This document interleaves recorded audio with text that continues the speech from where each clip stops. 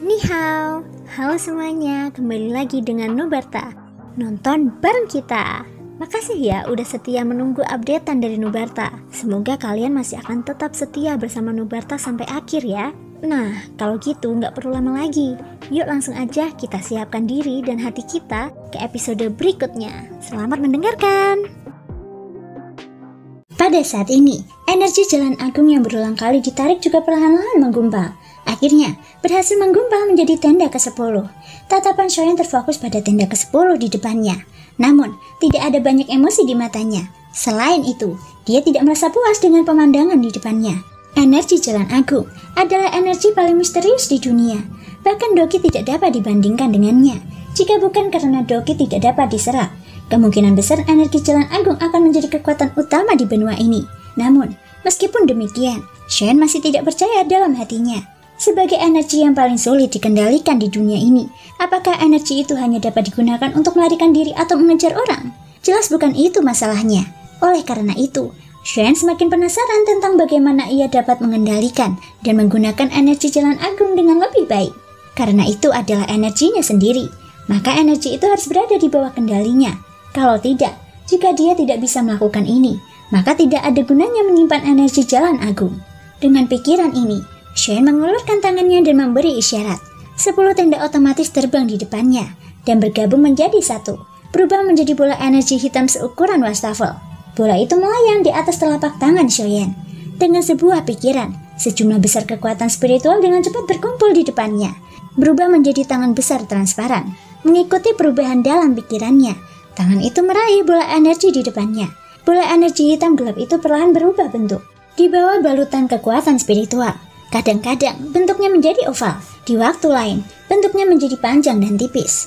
Bentuknya seperti bola sepak dan juga seperti tongkat hitam panjang. Bentuknya terus berubah. Akan tetapi, saat Shoyan mengira akan sangat mudah untuk mengumpulkannya, bola energi Jalan Agung di depannya sekali lagi kembali ke keadaan semula saat kekuatan spiritualnya tersebar. Shoyan tidak dapat menahan rasa takjub saat melihat pemandangan ini. Baru sekarang, ia mengerti bahwa pengendalian energi jalan besar tidaklah sesederhana dan semudah yang terlihat di permukaan. Hal itu hanya terbentuk di permukaan dan tidak dapat diperbaiki secara internal. Selain itu, energi di dalamnya tidak dapat dipadatkan sepenuhnya. Bahkan jika energi jalan besar yang longgar tersebut dapat dipadatkan menjadi 10 tabu, hal itu tidak akan banyak membantu Shoyan. Namun, Shoyan juga mengerti bahwa awal dari segalanya adalah yang tersulit. Kedalaman jalan besar adalah sesuatu yang tidak dipahami kebanyakan orang. Kalau tidak akan ada sedikit orang di benua ini yang dapat memahami jalan besar. Saat memikirkan hal ini, Shoyan tersenyum dan merasa lega. Kemudian, dia mencoba mengendalikan kekuatan jalan besar lagi. Dia percaya bahwa setelah upaya yang tak terhitung jumlahnya, akan ada cara yang memungkinkannya mengendalikan kekuatan jalan besar dengan sempurna. Ketika saat itu tiba, jalan besar kehampaan pasti akan menjadi kartu truf lainnya. Mengendalikan kekuatan jalan besar di depannya, Shoyan menuangkan kekuatan spiritualnya ke dalamnya tanpa memperdulikan konsumsinya. Dia mencoba lagi dan lagi, belajar dari kegagalannya dan menyegarkan dirinya di tengah kekecewaan. Sementara ia terus mencoba dengan konsentrasi seperti itu, 1 bulan lagi berlalu. Pada saat ini, hanya tersisa 1 bulan sebelum perjanjian 1 tahun dengan orang-orang dari 4 sekte besar. Adapun Shoyan, dia lupa diri dan tenggelam dalam kekuatan Jalan Agung di depannya. Dia berulang kali mencoba, dan dalam siklus kegagalan, dia mencoba menemukan jalan keluar dari jalan yang hilang. Di sisi lain, di wilayah barat, masalah perjanjian antara Shoyan dan 4 sekte besar telah menyebar seperti embusan angin ke seluruh wilayah barat. Dalam sekejap mata, hampir semua orang di wilayah barat mengetahuinya. Makam kuno Tianju, itu adalah tanah harta karun besar yang diketahui semua orang di wilayah barat. Sayangnya, tempat itu tertutup dari dunia luar.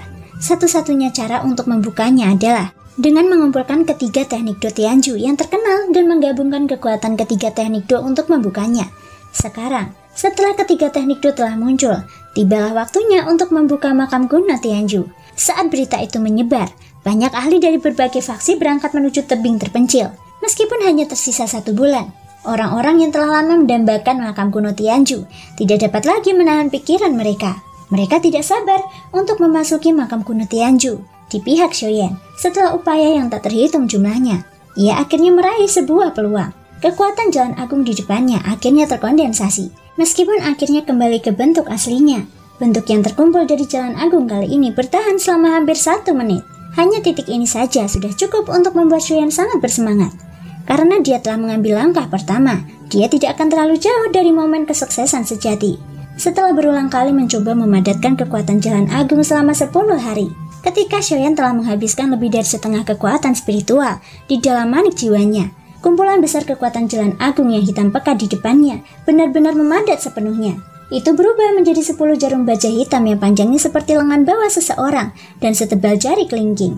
Alasan mengapa jarum-jarum itu disebut jarum baja adalah karena ke-10 jarum ini tampak tidak berbeda dari logam biasa di permukaan. Jarum-jarum itu tampak seolah terbuat dari baja. Ini adalah hasil dari kekuatan jalan besar yang sangat padat. Sambil mengendalikan 10 jarum baja, Shoyan menatap layar energi di tebing dengan rasa ingin tahu di dalam hatinya. Dia tidak tahu hasil seperti apa yang akan dia dapatkan jika dia menggunakan 10 jarum baja ini untuk menangani layar cahaya. Dengan rasa ingin tahu di dalam hatinya, Shoyan tiba di depan layar cahaya. Dia mengangkat tangannya dan 10 jarum baja melayang di atas telapak tangannya, samar-samar melayang ke atas dan ke bawah. Pergi! Dengan lambaian tangan Shoyan, 10 jarum baja langsung melesat ke depan. Setelah mengeluarkan suara udara yang tajam, jarum-jarum itu menembus tirai cahaya energi dengan teratur. 10 jarum baja menusuk layar cahaya di saat yang bersamaan. Masing-masing menembus sekitar 1 inci ke dalam layar cahaya. Melihat pemandangan ini, bahkan sebagai seorang pemilik, Shoyan tidak dapat menahan diri untuk tidak menghirup udara dingin. Orang yang telah memasang tirai cahaya ini dulunya adalah seorang ahli transformasi asal. Namun, dia tidak menyangka bahwa 10 jarum bajanya akan mampu menembus tirai cahaya tersebut. Sulit untuk membayangkan betapa menakutkannya kekuatan 10 jarum baja ini. Jika kekuatan semacam ini mendarat di tubuh seorang Dodi, ia akan langsung meninggalkan lubang berdarah. Tak lama kemudian, saat hati Shoyan merasa terguncang karena hal ini, sejumlah aura dengan cepat menyerbu dari kejauhan di belakangnya. Mengikuti gerakan cepat dari banyak aura di kejauhan, lebih dari 10 titik cahaya kabur perlahan-lahan menjadi jelas dalam pandangan Shoyan. Setelah itu, mereka berubah menjadi banyak sosok manusia yang jelas. Masing-masing dari mereka mengambil arah yang berbeda. Ada juga orang-orang yang membentuk kelompok yang terbang ke arah ini. Melihat pemandangan ini, Shoyan tidak bisa menahan diri untuk tidak mengerutkan kening. Saat sosok manusia itu mendekat dengan cepat, orang-orang itu sudah lama menemukan sosok Shoyan. Seketika, banyak orang melemparkan tatapan bermusuhan ke arah Shoyan. Tentu saja, orang-orang ini terus-menerus waspada satu sama lain. Waktu pembukaan makam kuno Tianju semakin dekat. Semua orang yang hadir telah menjadi pesaing. Setiap orang di sini memiliki kemungkinan untuk merebut kesempatan yang awalnya menjadi milik mereka. Seperti kata pepatah, di mana ada persaingan, akan ada pertempuran. Dalam proses pertempuran, tidak dapat dihindari bahwa akan ada kematian dan cedera. Jika memungkinkan, mereka pasti tidak akan pelit dalam menyerang orang-orang di samping mereka. Dengan setiap orang tambahan, mereka akan menjadi ancaman yang lebih besar. Oleh karena itu, orang-orang ini telah lama tanpa disadari menjadi musuh. Sesampainya di depan, tatapan semua orang sedingin es saat mereka melihat Shoyan. Tak lama kemudian, mereka melihat tirai cahaya energi di tebing. Sebelumnya, jika mereka tidak merasakan riak energi di sini, mereka mungkin tidak akan dapat menemukan tempat ini secepat ini. Banyak tatapan mata menatap tirai cahaya energi di tebing. Melalui tirai itu, samar-samar terlihat kegelapan. Seketika, ekspresi berapi-api tanpa sadar melonjak ke dalam banyak tatapan mata. Doki dalam tubuh mereka perlahan beredar. Ada orang yang ingin maju dan mencoba memecahkan tirai cahaya energi ini. Namun, pada akhirnya, mereka berhenti dengan kegagalan. Makam kuno ini telah ada selama hampir 1000 tahun. Jumlah orang yang mencoba membukanya tidak terhitung, dan tak seorang pun yang berhasil melakukannya. Shoyan tersenyum saat melihat beberapa prajurit elit Dodi dengan patuh mundur. Pandangannya berbalik dan menyapu orang-orang di belakangnya. Dalam waktu singkat, hampir 50 elit Dodi telah berkumpul di tempat ini. Kekuatan masing-masing dari mereka berbeda. Yang terlemah telah mencapai tingkat menengah Dodi bintang 1, sementara yang terkuat adalah Dodi bintang 8. Kekuatan seperti itu dapat dianggap sebagai eksistensi puncak di wilayah barat. Mata hitam pekat Shoyan menyapu orang-orang ini. Hatinya tanpa sadar menjadi terdiam. Wilayah barat ini benar-benar dipenuhi dengan naga tersembunyi dan harimau yang berjongkok. Tidak disangka bahwa hampir 50 elit Dodi yang biasanya jarang terlihat benar-benar muncul bersama pada saat ini. Kelompok sebesar itu jelas merupakan eksistensi yang dapat melakukan apapun yang mereka inginkan di wilayah barat ini. Saat tatapan Shoyan menyapu orang-orang ini, banyak orang-orang di kerumunan juga mengalihkan pandangan mereka ke arah Shoyan. Seketika, banyak tatapan yang menunjukkan keterkejutan. Seorang Dodi muda yang sangat langka, bahkan di seluruh benua. Biasanya orang sekuat itu pasti memiliki faksi yang cukup besar di belakangnya. Namun, pemuda berjubah hitam di depan mereka ini tampaknya hanya satu orang. Dengan demikian, beberapa orang yang hadir tanpa sadar mulai tertawa dingin di dalam hati mereka. Berbagai pikiran muncul di hati mereka. Ada hampir 50 elit Dodi yang hadir. Mereka kurang lebih akan merasa tidak puas satu sama lain. Begitu beberapa masalah kecil menimbulkan gesekan, itu tidak akan menguntungkan mereka. Oleh karena itu, tidak diragukan lagi, yang terbaik adalah jika mereka dapat melakukan sesuatu untuk menghalangi orang-orang yang hadir saat ini. Seperti kata pepatah, orang harus melihat kesemek yang lembut untuk dicubit. Pada saat ini, Shoyan yang tampaknya paling muda di antara mereka, secara alami telah menjadi sasaran mereka. Menjadi muda berarti waktu latihan singkat, itu juga berarti kekuatannya lemah. Selain itu, Shoyan saat ini adalah lawan mereka. Jika mereka dapat menekannya, mereka akan dapat mengalahkan salah satu pesaing mereka. Kedua, mereka akan dapat menghalangi semua orang yang hadir. Ini tidak berbeda dengan membunuh dua burung dengan satu batu. Di mata mereka, berurusan dengan Shoyan seperti orang dewasa yang menindas anak-anak. Mereka tidak merasakan tekanan apapun. Tentu saja, mengingat fakta bahwa Shoyan juga seorang Dodi. Hanya beberapa Dodi bintang 7 di antara mereka yang berani mengambil inisiatif. Sedangkan untuk dua Dodi bintang 8, hanya aura mereka saja sudah cukup untuk membuat orang lain takut pada mereka. Shoyan juga merasakan tatapan tidak bersahabat yang diberikan oleh beberapa Dodi bintang 7 di sekitarnya. Dia berpikir sejenak dalam hatinya dan segera mengerti.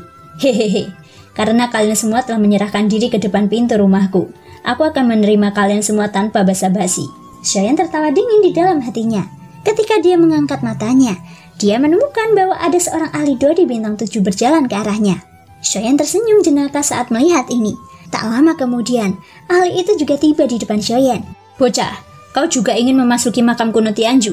Tawa kasar itu mengandung penghinaan. Orang yang berhadapan dengan Shoyan adalah seorang pria parubaya dengan penampilan yang kuat. Otot-ototnya yang berwarna perunggu tampak dipenuhi dengan aura yang sombong. Ditambah dengan suaranya yang kasar. Itu menyebabkan hati orang-orang yang mendengarnya bergetar. Di sisi lain, Shoyan tampak kurus, membentuk kontras yang jelas dengannya. Mengapa? Tidak bisakah aku memasukinya? Shoyan bersikap acuh tak acuh sambil tersenyum. Hahaha, tentu saja boleh. Tetapi jika kau ingin masuk, kau harus bertanya dulu apakah tinjuku setuju. Dengan teriakan dingin, pria kekar itu segera mengendalikan doki yang sangat besar di dalam tubuhnya dan mengumpulkannya di telapak tangannya. Telapak tangannya yang besar tiba-tiba mengepal. Lengannya membawa angin kencang saat menghantam Shoyan dengan keras. Melihat pria kekar itu menyerang hanya dengan satu kalimat, kerumunan di sekitarnya tanpa sadar menghirup udara dingin. Segera setelah itu, tinju besar yang terbungkus doki langsung tiba di depan Shoyan. Ekspresi Shoyan tampak acuh tak acuh saat menghadapi hal ini. Pada saat berikutnya, tinju besar itu hendak menghantam wajah Shoyan. Baru saat itulah Shoyan mengangkat tangannya. Di bawah tatapan tak percaya dari pria kekar setengah baya di depannya, Shoyan membuka kelima jarinya. Tanpa menggunakan doki apapun, dia mengunci tinju pria itu dengan kuat di antara kelima jarinya. Bahkan kekuatan serangan dan doki langsung hancur. Adegan yang tiba-tiba muncul ini menyebabkan ekspresi di wajah semua elit Dodi yang hadir langsung mengeras. Banyak tatapan tercengang saat mereka menatap sosok manusia berjubah hitam itu. Sungguh tidak dapat dipercaya, serangan Dodi bintang 7 itu benar-benar dihalangi oleh seorang pemuda berjubah hitam dalam situasi di mana ia bahkan belum menggunakan dokinya. Terlebih lagi, dari kelihatannya, ia benar-benar mampu melakukannya dengan santai. Ini adalah sesuatu yang mustahil. Hati Dodi bintang 7 yang merupakan orang yang terlibat saat ini dipenuhi dengan keterkejutan. Dia tidak dapat mengendalikan seluruh tubuhnya dalam menghadapi ketakutan yang besar. Tak lama kemudian, pergelangan tangan Shoyan bergetar pelan. Kekuatan dahsyat langsung menyembur keluar. Hanya dengan satu serangan, pria kuat ini terdorong mundur. Baru setelah puluhan langkah, tubuhnya yang bergoyang berhenti. Apakah kamu masih ingin melanjutkan? Shoyan tersenyum dan bertanya. Tidak, jangan. Hati pria kekar itu tiba-tiba tersentak saat mendengar perkataan Shoyan. Ia buru-buru melambaikan tangannya sebagai salam dan terus mundur. Kekuatan yang ditunjukkan Shoyan sebelumnya adalah sesuatu yang tak seorang pun yang hadir selain Dodi bintang 8 berani mengatakan bahwa mereka dapat melawannya. Seketika, semua orang yang hadir tanpa sadar melemparkan tatapan serius ke arah Shoyan. Wajah kedua Dodi bintang 8 itu bahkan lebih serius. Pemuda berjubah hitam yang tampak sangat muda ini kemungkinan memiliki kekuatan yang tidak kalah dengan mereka. Tatapan Shoyan dingin saat menyapu para elit Dodi di sekitarnya. Kali ini, siapapun yang menatap matanya tanpa sadar mundur. Hanya dua Dodi bintang 8 yang tidak menghindarinya saat mereka berjalan keluar dari kerumunan. Mereka menangkupkan tangan mereka ke arah Shoyan dan tertawa. Kemudian, kedua lelaki tua itu saling menatap dengan tatapan dingin. Baru kemudian, mereka tersenyum pada Shoyan dan berkata, "Aku adalah Liu Hao. Namaku Cirui. Bolehkah aku tahu namamu?" Mendengar ini, Shoyan menyipitkan matanya dan menatap kedua lelaki tua itu. Setelah ragu-ragu sejenak, dia tersenyum dan berkata dengan nada tenang, "Apa yang kalian bicarakan?" "Aku Shoyan," ucap Shoyan. "Shoyan? Dia Shoyan? Dia adalah Shoyan yang membuat perjanjian 1 tahun dengan 4 sekte besar? Kalau begitu, bukankah itu berarti dia memegang kunci untuk membuka makam kuno Tianju? Aku tidak menyangka dia akan datang sepagi ini. Lagi pula, melihat kekuatannya, tidak heran dia berani menantang 4 sekte besar." Begitu Shoyan menyebut namanya, gelombang diskusi pribadi yang mengejutkan langsung terpancar dari kerumunan. Pada saat yang sama, tatapan yang menatap Shoyan mengandung kejutan tambahan.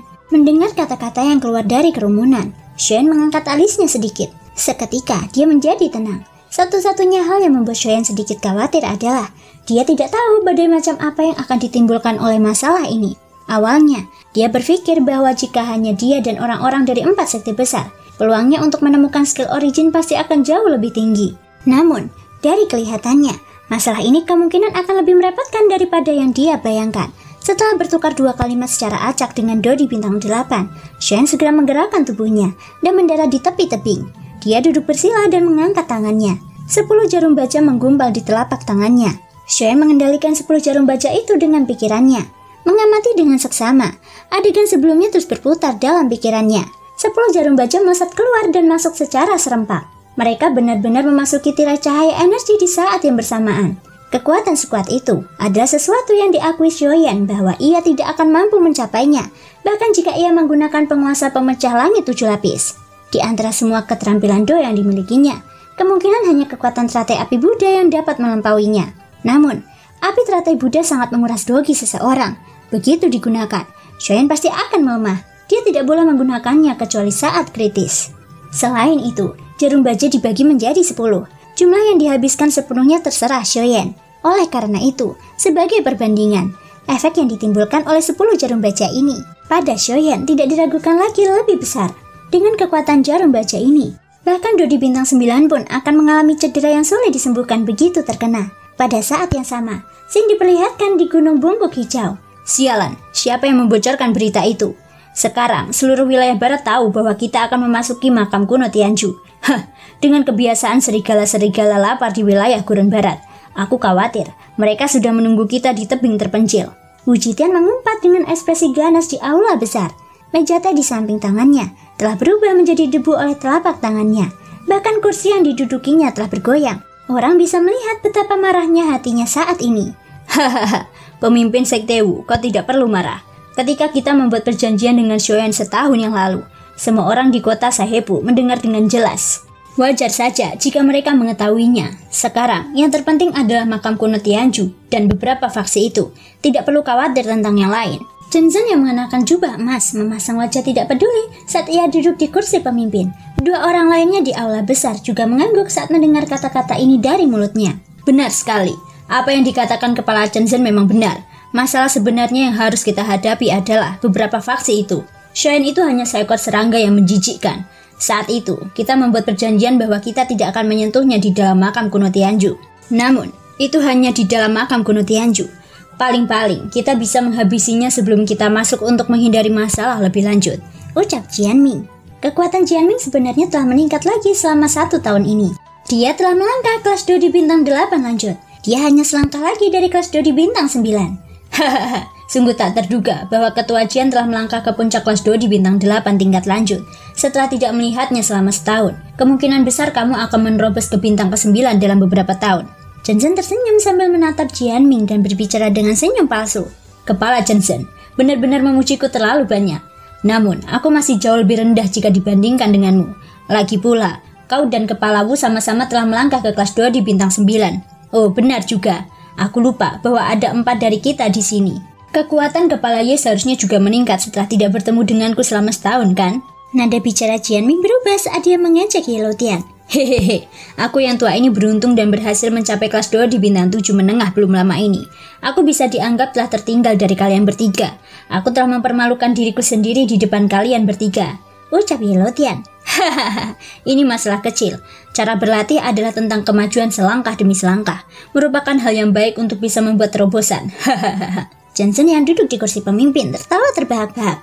Senyum di wajahnya mengandung sedikit ejekan. Benar sekali. Ada desas-desus bahwa beberapa murid di sektemu telah mengambil inisiatif untuk mengundurkan diri dari sekte belum lama ini. Bolehkah aku tahu apakah ini benar? Jensen menyunggingkan senyum jenaka saat ia terus menatap Yelotian setelah tertawa terbahak-bahak. Wu Jitian dan Jianming melemparkan pandangan mereka ke arah Yelotian setelah kata-kata ini diucapkan. Karena mereka bersedia mundur, bahkan jika aku adalah pemimpinnya, aku tidak dapat mengendalikan keinginan mereka. Aku hanya mengikuti keinginan surga. Yelotian melambaikan lengan bajunya dan tersenyum. Wajah tuannya memperlihatkan senyum ramah, seolah-olah dia tidak peduli. Namun, siapa yang tahu kemana para pengikut yang menghilang dari sekte itu pergi. Terima kasih semua sudah mau mendengarkan dari awal sampai akhir. Sampai jumpa di episode berikutnya.